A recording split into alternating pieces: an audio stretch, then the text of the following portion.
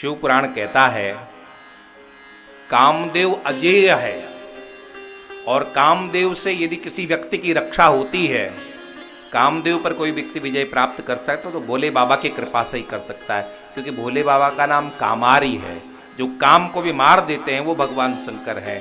तो भगवान शंकर के जो कृपा पात्र लोग हैं वही कामदेव से बच सकते हैं। इसलिए बेटा तुम्हारी वजह से नहीं, भगवान शंकर की कृपा से तुमने कामदेव पर विजय प्राप्त की। नारद मनी मन सोचने लगे, ये दुनिया का पहला पिता है। दुनिया में तो बेटे को सफलता मिलती है तो पिता प्रसन्न होता है कि नहीं होता? होता है ना। और यहां मुझे सफलता मिली है तो मेरा बेटा, मेरा बाप मुझसे जल रहा है। ये पहला बाप है, ऐसा मैंने देखा। वहां से भी छोड़े कि चलो इनको छोड़ो, चलते हैं भगवान शंकर को जाकर के सूचना देते हैं। प्रणाम किया, बोले बाबा जानते हो आज मैं कितना बड़ा काम करके आया हूं। मैंने आज कामदेव को परास्त किया है। कहां किया? पूरी बात बताया कि मैं उस फलाने जगह पर बैठा था, मैंने तपस्या की, इंद्र के द्वारा भेजा, कामदेव आया, उसने पूरा प्रयास किया, मेरा कुछ भी बिगाड़ नहीं पाया। भगवान शिव ने समझाया, नारद ये तुम्हारा प्रभाव नहीं है, ये उस स्थान का प्रभाव है। मैंने उसे आशीर्वाद दे रहा है, दिया हुआ है कि वहां कामदेव का प्रभाव नहीं हो सकता।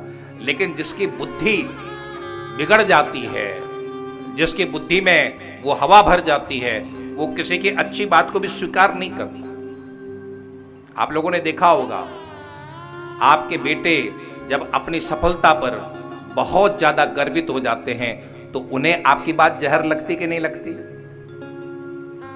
जिनके बेटों के पास ऐसा होगा उन्हें अनुभव होगा कि बेटे जब बहुत ज्यादा सफलता में अपने आप को बहुत कुछ मानने लग जाते हैं तो बाप भी उनको अपना छोटा सा लगता है। बाप को भी बड़ा नहीं मानते, उनको भी छोटा। भगवान शंकर ने कहा कि नहीं नारद, तुम्हारी सफलता नहीं, मत मानो अपनी सफलता, ये तो मेरे वरदान की वजह। नारद ने स्वीकार नहीं किया। नारद चलने लगे। कहां जा रहे हो? जाकर के थोड़ा विष्णु जी को भी तो बता दो, आप तीन ही लोग तो प्रमुख हो। ब्रह्मा जी को बता दिया, अपने पिता को, आपको बता दिया, अब ये सूचना मैं थोड़ा सा हरि को भी तो बताऊं, विष्णु को भी तो बताऊं। भगवान शंकर ने कहा एक बात मेरी मानोगे तुम? बोलो महाराज क्या बात है? जो बात तुमने मुझे कही ना, वो भगवान विष्णु पूछे भी तब भी मत बोलना। पृच्छमानोप न ब्रूया स्ववृत्तम में यदुक्तवान गोप्यम गोप्यम सर्वथा ही। बार बार भगवान शंकर ने कहा मत बोलना, मत बोलना, मत बोलना। लेकिन जिसको अपच हो गई हो, जिसको अहंकार की हवा लग चुकी हो, वो कहां मानने वाला है? सोचने लगे कि भगवान शंकर को भी मेरी सफलता पच नहीं रही है।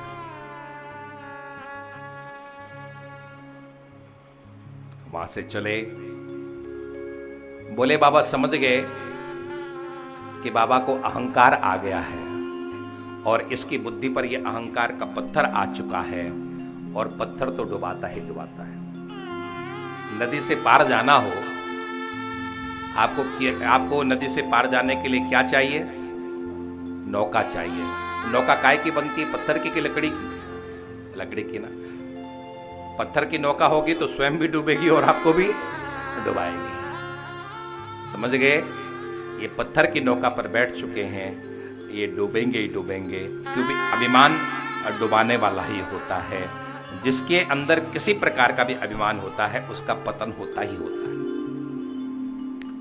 एक बात आप समझना, भगवान को पाप से घृणा नहीं है, भगवान को पापी से घृणा नहीं है। भगवान को घृणा है तो वो अभिमानी से घृणा है। भगवान पापी से घृणा नहीं करते हैं। उस पापी को तो निष्पाप करने के लिए भगवान हमेशा तैयार रहते हैं। यहां शिव पुराण में भी लिखा है और भगवान कृष्ण ने भी गीता में कहा था। भगवान कृष्ण हाथ उठा करके आप हम सबको आमंत्रित करते हैं, सर्वधर्मान परित्यज्य माम एकम शरणम व्रज अहम त्वा सर्व पापेभ्यो मोक्षयिष्यामि मा शुचः। तुम जैसे भी हो, पापी हो, महापापी हो, महाअदमी हो, कैसे भी हो, आओ मेरे पास, मैं तुमको निष्पाप करने के लिए यहां पर तैयार बैठा हूं। बस एक बार मेरे पास आ जाओ। भगवान को पापी से घृणा नहीं है, भगवान पापी को भी स्वीकार करने के लिए तैयार रहते हैं। लेकिन भगवान को यदि घृणा है तो किससे घृणा है? अभिमान से। भगवान को पापी से घृणा नहीं है। बहुत सुंदर, बहुत प्यारा वो पद है ना, बहुत प्रसिद्ध पद है। उसी पद में कहा है, रघुपति राघव